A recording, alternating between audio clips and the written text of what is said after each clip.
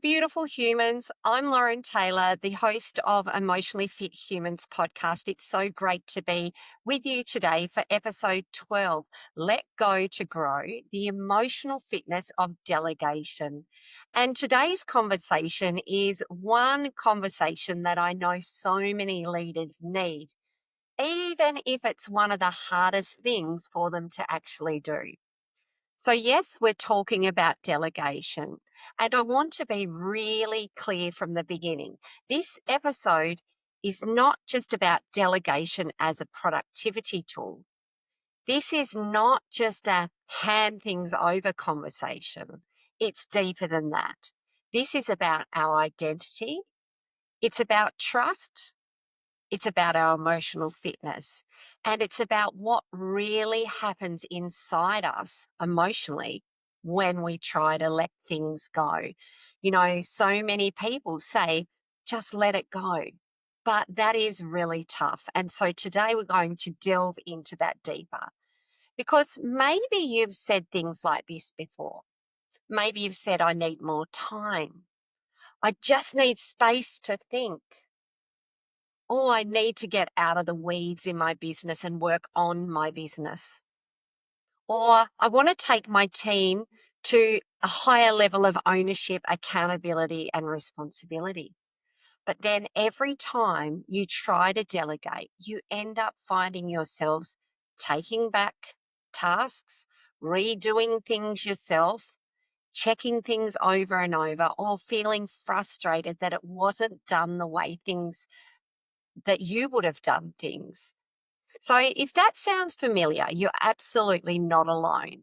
And the deeper truth of this is that for many leaders, delegation doesn't feel hard because they don't actually understand the concept.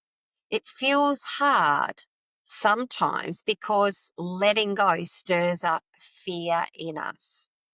So this might be things like fear of other people making mistakes and worrying about the fallout of that. It might be fear of standards across the company slipping. If I delegate these tasks, then are they going to keep up to the standard that I hold?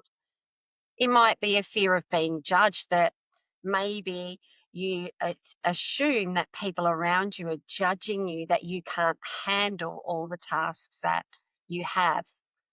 It might be a fear of losing control. Fear that if we're not the one doing it, fixing it, holding it all together, what exactly am I valued for? Am I losing significance here if I start delegating? And this is why delegation is an emotional fitness issue. And that's what we're going to unpack. We're going to talk about why delegation feels so hard, the real cost of not doing tasks and not delegating. And then I'm going to walk you through a model that I've learned through working with Ultimate Entrepreneur that I think is incredibly powerful. And I've seen many of our Ultimate Entrepreneur clients use in their businesses, and it's made such a significant change. It's simple, it's practical, and it helps you to clarify your thinking and the tasks that might be sitting on your to-do list. And so the simple model is delete, delay, delegate, or automate. And when leaders start using this model, well, it actually changes everything in their business and in their own leadership, because not everything needs to stay on your plate. Are you one of those leaders who feels like they're constantly having to run from one thing to the other in chaos, spinning all the plates? So, and not every task deserves your energy in the same way. So, this powerful model is simple, but it helps us to actually retain and create a sustainable energy. So, if you're ready to stop being the bottleneck in your business or in your leadership, if you're ready to reclaim your leadership and build more ownership in your team, let's get into it. So, let's look at why delegation feels so hard. Now, let's start with the emotional root of this, because most people think delegation is a skill problem for other people. But often it's not. Often it's a trust problem. Sometimes it can be a worthiness problem. Who am I without having all these tasks? And sometimes it's a control problem. But the main part is that it's actually an identity problem. Delegation is hard when your identity is attached to being the problem solver, the fixer, the rescuer, the one who knows everything, the one that everyone else relies upon, the one who can hold and carry more than anyone else around them, the one who steps in when things wobble. Because then letting go doesn't feel efficient. It actually feels unsafe. So who am I? What's my identity without this? And this is the most important distinction. For many leaders, being needed has become familiar. Being capable helps them to feel validated in all that they are and all that they do. Being the one who catches things, solves problems, and keeps things moving can become extremely tiring and tied to how the leaders see themselves. So when delegation asks them to loosen this tight grip that they're clinging on to, often it can feel more than a leadership skill. It can feel like a real threat to who they are and their identity, a threat to their standards, a threat to the certainty and the safety that they've always known, and a threat to how they've learned to create this safe place where they belong and where their identity is tied to. Just because over-functioning looks like responsibility doesn't mean that it's real leadership. Sometimes it's fear that in a very competent, I think, cape, that they're putting on this outfit each time as a leader. Sometimes it might be exhaustion dressed up as feeling like Mrs. or Mr. Responsibility. Sometimes it's a leader carrying work that no longer actually belongs to them, because carrying the work and holding on to the work and feels safer to get it done yourself rather than trusting in others. And if that's hit a nerve, I say it to you with love, because I get it. And I've worked with plenty of leaders, hundreds of leaders, who find that developing the trust and letting go to be able to delegate is one of the biggest shifts in their identity as a leader. I know what it's like to think it's just easier if I do it myself. I know what it's like to feel that if I don't stay close to it and have my finger on the pulse with this project, then something might slip. I know what it's like to hold on to tasks or carry things because that you might be feeling that you're the best person for the job, and because the letting go feels uncomfortable. And that's why this conversation matters so much. So here are the real costs of not delegating. When leaders don't delegate well, they don't just exhaust themselves. They train their teams to be waiting on them. They train their teams and their people around them to actually hesitate, to second guess, to double check everything and stay dependent on them. You're actually creating around you reliant leaders instead of people who are reliant on you, instead of ones who know that they will get the result, make decisions, and lead effectively. So this is the real cost, because poor delegation doesn't just hurt you as a leader, it shapes your whole culture. This is what creates the bottleneck. It slows down decision making, and it limits the ownership that people around you have. It's a confidence killer, and it reduces innovation. So failing to delegate keeps the leaders keeps you as a leader stuck in day-to-day noise, in the weeds in the garden. And you're the biggest weed that is actually creating it. And it leaves very little room for strategic leadership. So this is where the shift must happen. If everything has to run through you, your business can only move at the speed of your own personal capacity. That's a hard truth, I know, to hear, but it's real. And when I'm coaching leaders online, whether it's online or face to face, that is a hard pill for them to swallow and a hard thing for them to accept. That maybe doing things differently, yeah, it might take a little transition time, but that's where the power is in the shifts. And I see it all the time. Leaders saying that they want more ownership. I want more ownership from my team, from the people around you, while still micromanaging or checking their every move. Leaders saying that they want self-managing teams, Lauren. I want a self-managing team that are confident and lead, while yet they're still answering every question before someone has the chance around them to actually think. Leaders saying that they want to work on the business while spending their days buried in the work that no longer belongs to them. It's not the strategic work that they should be working on each day, and it's not the work that is helping them to lead people. And again, this isn't about blame, it's about awareness. Because when you can start building awareness around the pattern, this is when you can actually change it. And the pattern is often this: we say we want empowered people, but our behavior keeps creating this dependence. And not because it helps you get more done, although it can.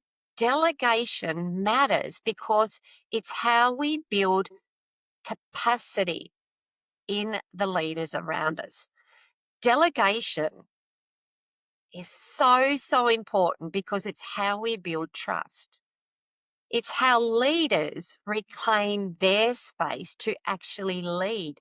They're the ones that are gaining this certainty and learning how to up-level their own personal standards of owning the things that you give them, taking on more responsibility, being more accountable.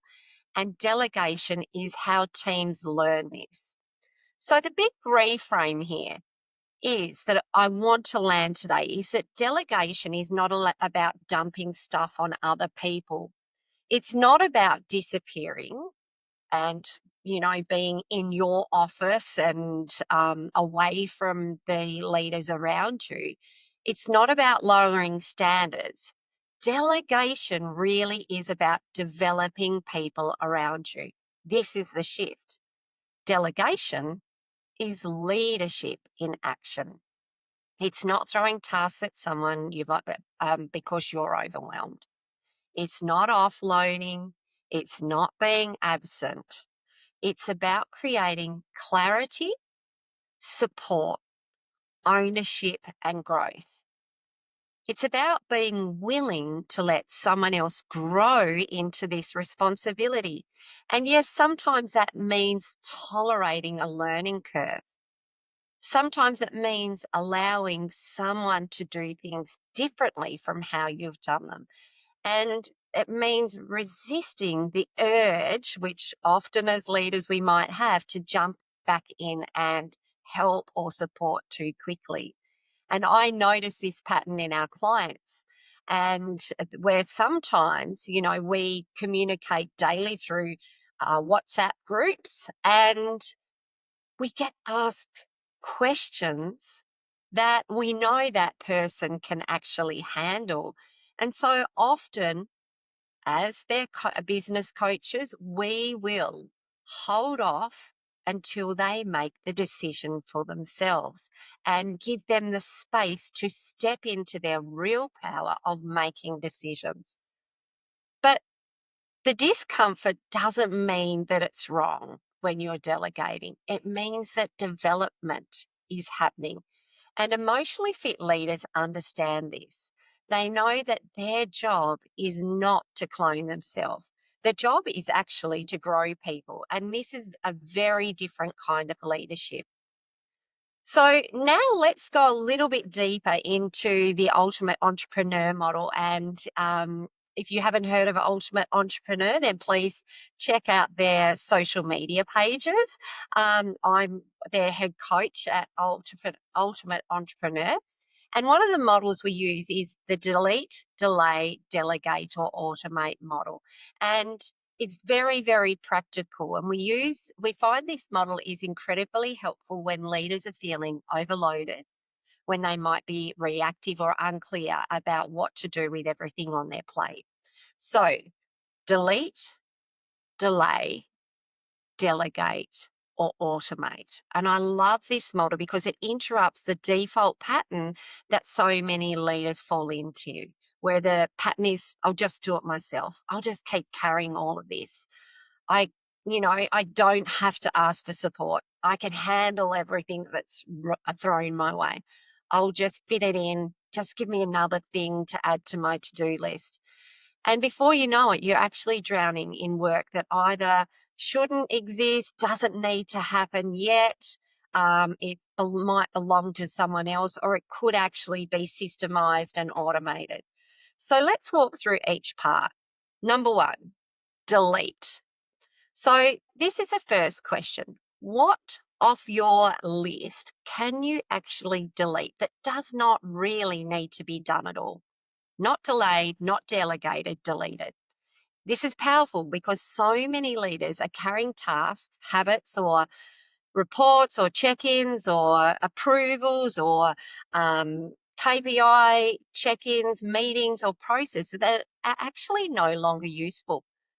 Are you the person who does a performance development plan and then does nothing with it? You just put it in the drawer. What is the point of actually doing it if you're not using them to guide your 6-week sprints or performance?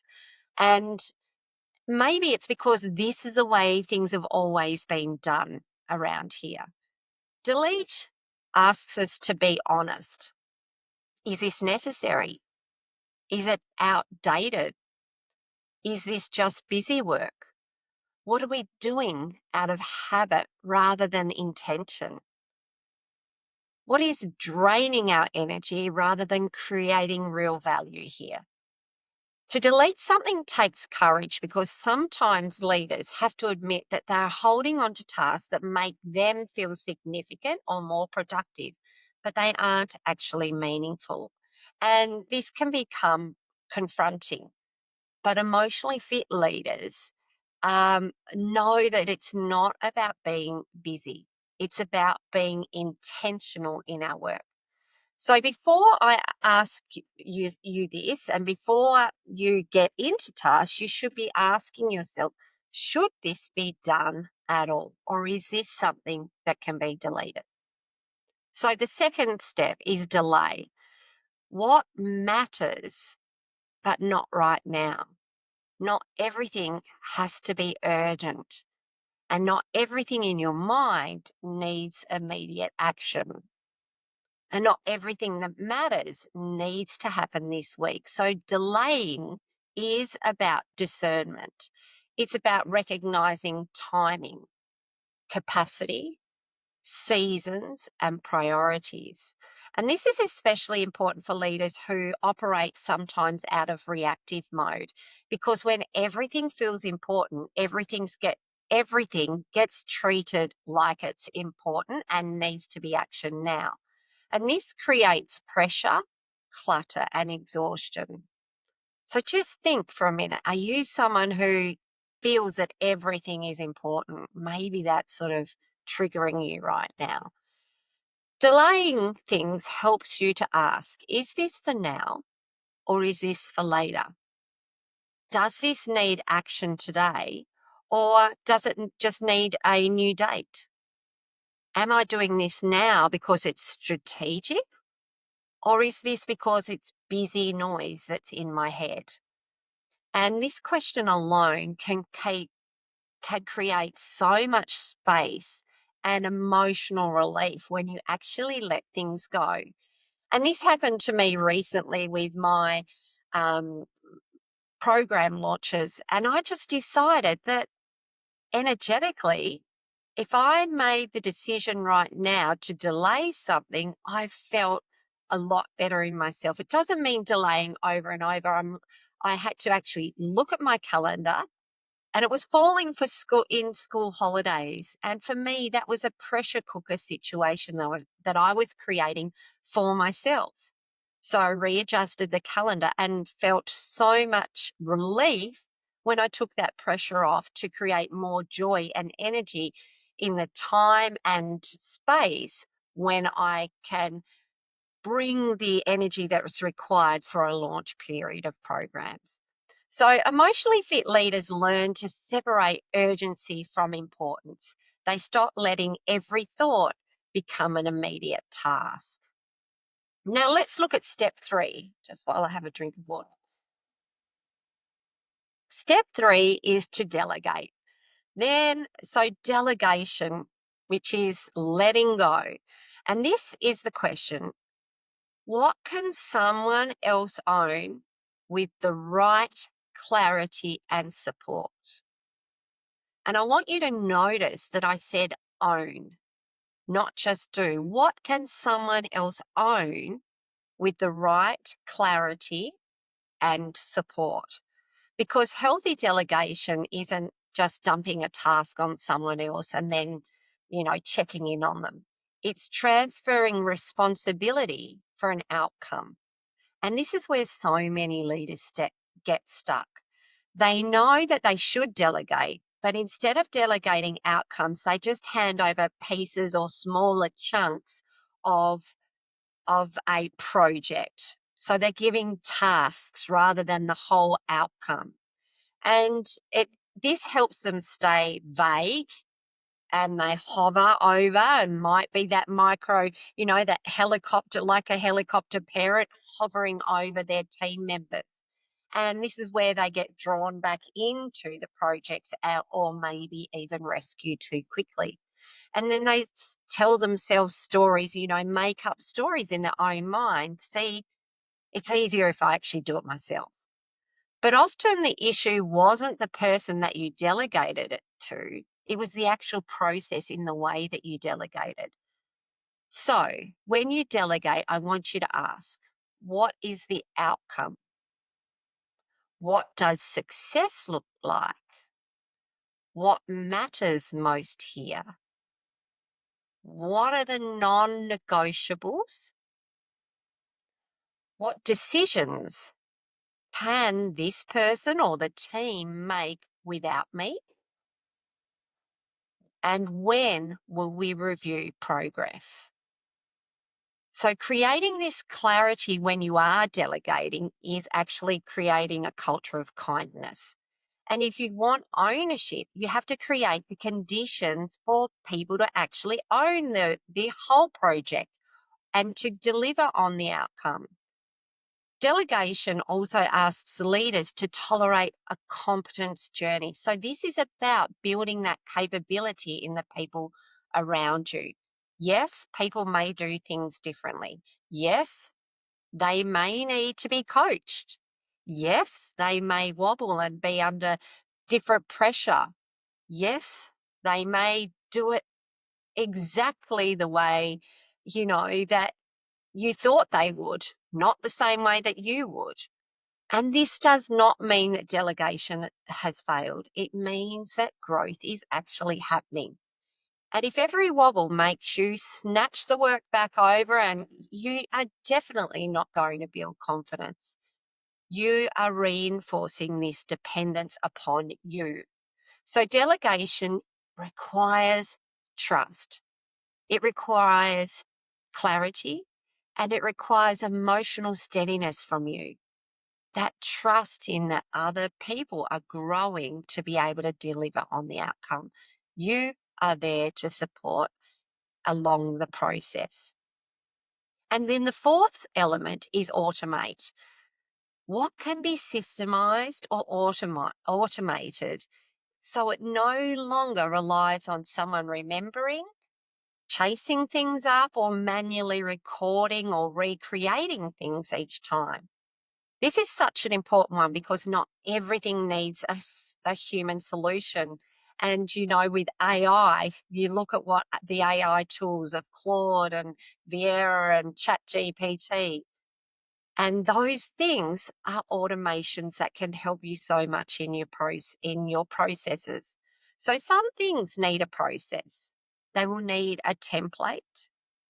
You might need to create a workflow, a system, something that triggers, a reminder, a piece of technology like AI to set reminders in your calendar, a standard of operational rhythms. So automation isn't about reducing friction.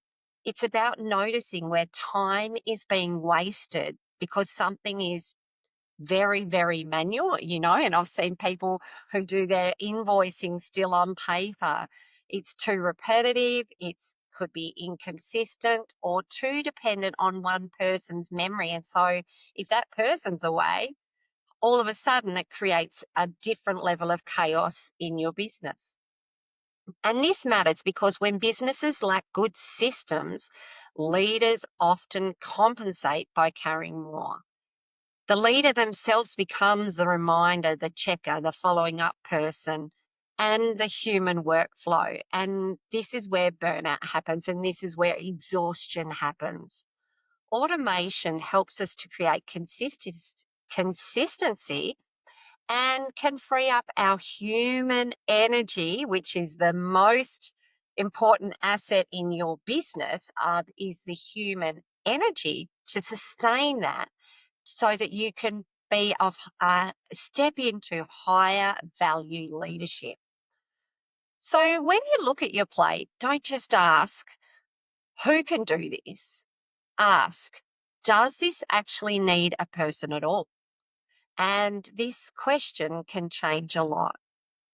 So how do we use this model of delete, delay, delegate, or automate in real life? When you're looking at your to-do list, your leadership load, or even your team's workflow, pause and run through the model.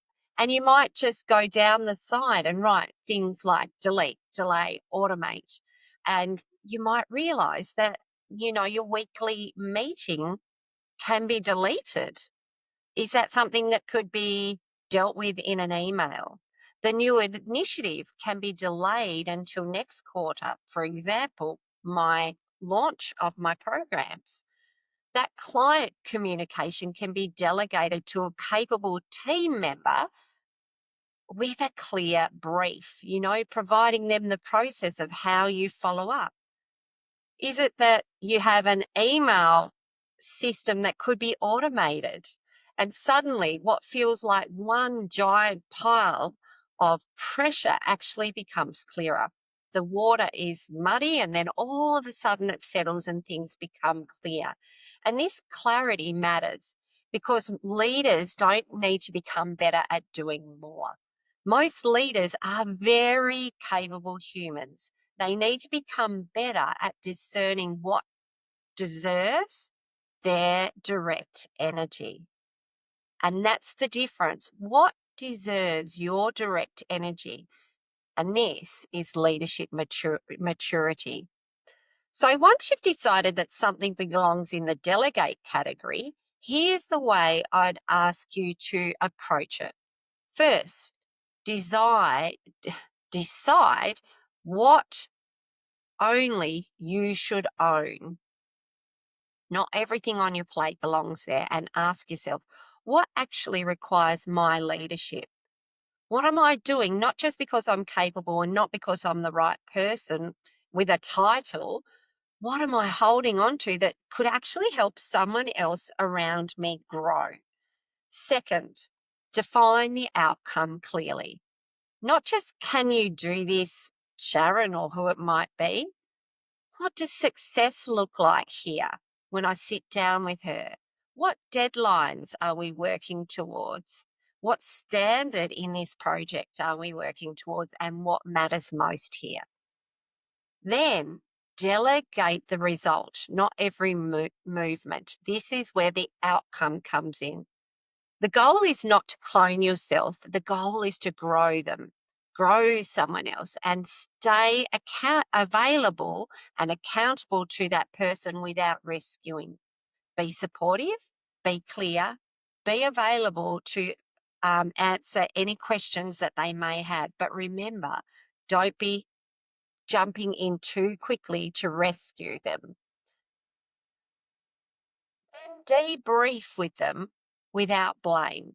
If it went well, recognize ownership and growth. And if it didn't, ask them questions like, what did we learn here? What system do we need refining? Was this a people issue, a clarity issue, a system issue, or a support issue? How, as your leader, can I be supporting you better? And this is how emotionally fit leaders build both care and accountability. So, a real leadership truth, one of the deepest truths in this whole conversation is that sometimes what we call delegation problems is actually a leadership identity problem. Because if you have learned to feel valuable through being needed, letting go can often feel like losing something. And maybe start thinking about, is this something that is just giving you significance? But what would significance look like for you if you actually build the capacity of people around you? So, real leadership is not measured by how much a person can hold, it's measured by what grows because of your leadership. The confidence, the ownership, the capability, the initiative, the alignment, the culture, the trust. That's the real work. And I think this is such an important distinction for leaders, especially high capacity leaders, because many of them are not lazy, they're not careless, they're not unwilling. They're simply over identified with being the one who carries everything. And the invitation now is to lead differently, not by caring less, but by leading in a way that helps other people rise. So, as I come to a close in today's Emotionally Fit Humans podcast, I would like to leave you with a few reflective questions. What am I holding on to because it truly needs me? What am I holding on to because it feels safer? What on my plate needs to be deleted? What needs to be delayed? What could be delegated with more trust and clarity? What could be automated so it no longer relies on a human? And where am I rescuing instead of leading? Because delegation is not about losing control. It's choosing a different kind of control. Self-control, emotional regulation, clarity, self-leadership, trust, and intentional leadership. And if you want to create a high-performing, self-managing team, delegation is not an option. It's one of the bravest and most emotionally fit things you can do as a leader. So this week, I want to challenge you to take one area of your work and run it through this model. Delete, delay, delegate, automate, and notice what it opens up. I'm thinking there'll be more space, more clarity, more ownership, and a deeper level of leadership, because leadership is not just top down, it's bottom up as well. Thanks for being here with me for this episode of the Emotionally Fit Humans podcast. And as always, let's keep becoming emotionally fit humans together. Until next time, thanks.